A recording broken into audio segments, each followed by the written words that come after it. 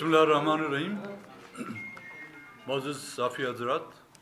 Quetta press club के अरकान, इससे पहले कि मैं अपनी बातों का इफ्तिताह करूं, सबसे पहले कोयटा प्रेस क्लब के नौ मुंतखब सदर इरफान साहब और उनके सेक्रेटरी जनरल अयूब तरीन को बमाए उनकी काबीना के मुबारकबाद पेश करता हूं अपनी तरफ से, अपनी पार्टी की तरफ से। होना तो ये चाहिए था कि अलग आके हम आपको मुबारकबाद देते और आपकी मिठाइयाँ भी खाते, लेकिन वक्त की कमी और हालात ने शायद उसकी हमें इजाज़त नहीं दी, तो मौके का फ़ायदा उठाते हुए समझा कि आज आपको मुबारकबाद भी दूँ। मोअज़्ज़ज़ साफ़ी हज़रात, कल बलूचिस्तान नेशनल पार्टी बरोज़ 18 अप्रैल को बलूचिस्तान नेशनल पार्टी की मरकज़ी काबीना का इजलास हुआ और उसमें जो लॉन्ग मार्च वट से कोयटे की तरफ हमने जारी किया था, उसकी राह में जो रुकावटें आयल की गई, 20 दिन तक लकपास के मकाम पर हमें रोका रखा और जिस मकसद के लिए बलूचिस्तान नेशनल पार्टी, उनके कारकुनान, मरकज़ी साथियों ने और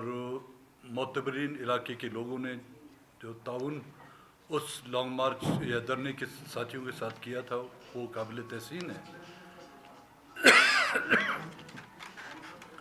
क्योंकि उस धरने के इख्तिताम पे हमने कुछ ऐलानात भी किए थे कि सूबे के मुख्तलिफ़ इलाकों में, ज़िलों में एहतजाजी रैलियाँ निकाली जाएंगी। कल उन तमाम बातों का, उन तमाम वाक़यात का बारीक बीनी से जायज़ा लेने के बाद न कि सिर्फ ये एक मसला था बल्कि और भी कई मसाइल ज़ेर बहस आए, जिसमें आपके बलूचिस्तान की मखदूश सूरत हाल, नाम नहाद जो जमहूरियत के लिबादे में जो अहकामात या इक़दामात या फ़ैसले किए जा रहे हैं, बलूचिस्तान और खैबर पख्तूनख्वा सिंध के माइंस एंड मिनरल एक्ट 2025 के जो एक्ट पास किए गए वो भी ज़ेर गौर आया। 6 कैनाल का जो मसला है वो भी ज़ेर गौर आया। मुल्क में ज़री टैक्स आबाद ज़मीनों पर लगाए गए, मगर बलूचिस्तान में सितम ज़रीफ़ ये है कि हमारे बागात और बंजर ज़मीनों पर भी वो टैक्स लागू किए गए हैं। इसके अलावा पार्टी की मरकज़ी जो काबीना है उसमें तंजीम साजी के मसाइल भी ज़ेर गौर आए।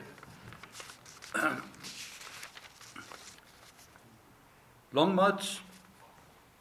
जो 28 मार्च को हमने वट से जिसका इफ्तिताह किया था, और मैं उस तफसील में नहीं जाऊंगा कि किस तरह, क्योंकि कई बार आप प्रेस क्लब के दोस्तों के साथ लकपास के मकाम पर उसकी तफसील हमने बयान की कि किस तरीके से हमें रोका गया, कौन कौन सी जो रुकावटें हमारे सामने लाई गई, उसके बावजूद जिस अंदाज में लोगों की उसमें शिरकत और 20 दिन तक सर्दी गर्मी, ईद का दिन, कई जुम्मे भी हमने वहाँ पर गुजारे,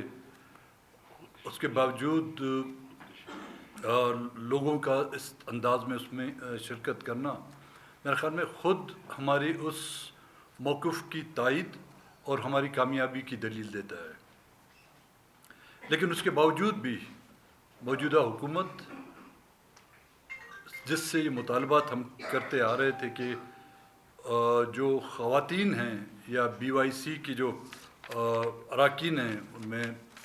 Marang Bloch, Vivo Bloch, गुलज़ादी, सख्तुल्लाह Shahaji और समीदी तो जो बीबर बलोच, हमारे BNP के जो कारकुन हैं मास्टर अब्दुल हलीम,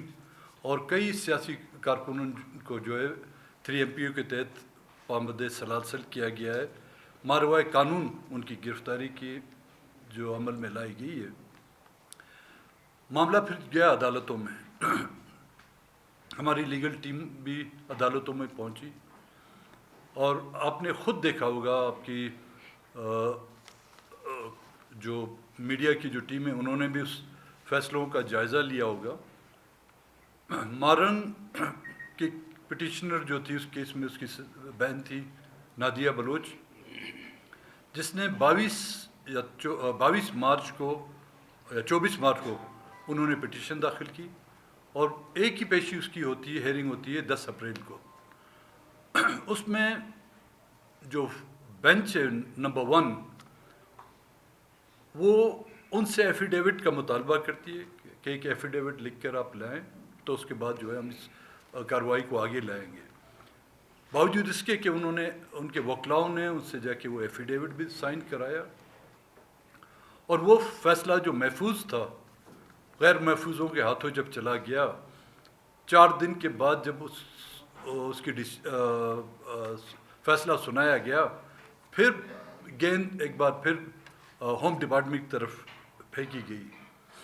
इसी नौइयत का एक दूसरा केस जो बेंच नंबर 2 में दायर किया गया था, खांसी का क्या नाम था? नहीं वो जो मुझे खांसी थे, रऊफ खासू के 2 बेटे थे। उन पर भी एलिगेशन यही थी कि 3 MPO के तहत BOIC के मेंबरान के साथ उन्होंने ताउन किया या उनको पनाह दिए। बेंच नंबर 2 उस MPO को जो 3 MPO को जो खारिज करती है। एक ही बिल्डिंग 2 मुख्तलिफ कमरे, एक में चीफ जस्टिस बैठे हुए हैं, दूसरे जज बैठे हुए हैं, सेम एलिगेशन, एक ही नौइयत का केस, लेकिन एक में जो है रिलीफ मिलता है, दूसरे में रिलीफ नहीं मिलता। तो ये इस अदालती निज़ाम पर जो एक स्याह धब्बा है। और उसके बावजूद जो दूसरे हमारे कारकुनान थे जिनको 70-71 के करीब थे, जिनको 100 के करीब, 70 हमारे हैं, बाकी दूसरी पार्टियों से हैं, उन पर भी ये 3 MPO के तहत केस लगाए गए थे। और कल जब उसकी हेयरिंग हुई बेंच नंबर 1 के सामने, तो हमारे वकलाओं ने, साजिद तरीन, हमारे जो जवाद साहब हैं, उन्होंने जब उस पर आर्ग्यू किया और कोर्ट के सामने, जजेस के सामने और कोई दलील थी नहीं, तो यही केस उन्होंने बेंच नंबर 2 की तरफ भिजवा दिया है। अब ये जग हसाई से तो बात बहुत आगे जा चुकी है। अदालतें में जब इंसाफ मुहैया नहीं होगा, अदालतें भी नाले की उस तरफ देखती रहेंगी, तो लोगों के पास और कोई चारा है ही नहीं कि वो मज़ामत की सियासत करें। जब इंसाफ के तमाम तकाज़े बंद किए जाते हैं, जब इंसाफ के तमाम दरवाजे बंद किए जाते हैं, तो लोग मज़ामत के मुख्तलिफ टूल्स जो इस्तेमाल करते हैं। आज बलूचिस्तान में जो कुछ हो रहा है, हम समझते हैं चाहे वो इंसर्जेंसी है, चाहे यहाँ पर मिसिंग पर्सनस का मामला है, चाहे यहाँ पर मारा हुआ आइन गिरफ्तारियाँ हैं, मसख शुदा लाशें हैं, या यहाँ पर उनकी आड़ में यहाँ पर फॉर्म 47 के तहत जो हुकूमतें कायम की गई हैं, उन तमाम का मकसद यहाँ के वसाइल को लूटना, यहाँ के साइल पर कब्ज़ा करना। और उसकी वाज़ेह मिसाल ये है कि 5 मिनट के अंदर माइंस एंड मिनरल एक्ट जो है बलूचिस्तान असम्बली से पास किया जाता है। पॉलिटिकल पार्टी के अकाबरीन को मालूम ही नहीं, उनकी सियासी क़यादत को मालूम नहीं कि ये एक्ट क्या है, लेकिन उस एक्ट को पास किया जाता है। वही एक्ट जो है आज खैबर पख्तूनख्वा की असम्बलियों में जो ज़ेर बहस है, कई दिनों से ज़ेर बहस चला आ रहा है, क्योंकि वहाँ पर मुंतखब अराकीन हैं, वो लोग जो मुंतखब हो के आए हैं। यहाँ पर ऐसे लोगों को, ऐसी कुव्वतों ने उनको मुंतखब करके लाया है जो उनकी डुगडुगी पर नाच और गाने बजाते हैं। तो कहने का मकसद ये था कि ना अदालतों से रिलीफ मिल रहा है लोगों को, ना ही हुकूमतों से रिलीफ मिल रहा है। अब और माइंस एंड मिनरल एक्ट के अलावा जो एक PPL की जो एक्सटेंड दी गई है कुदरती गैस और तेल के हवाले से,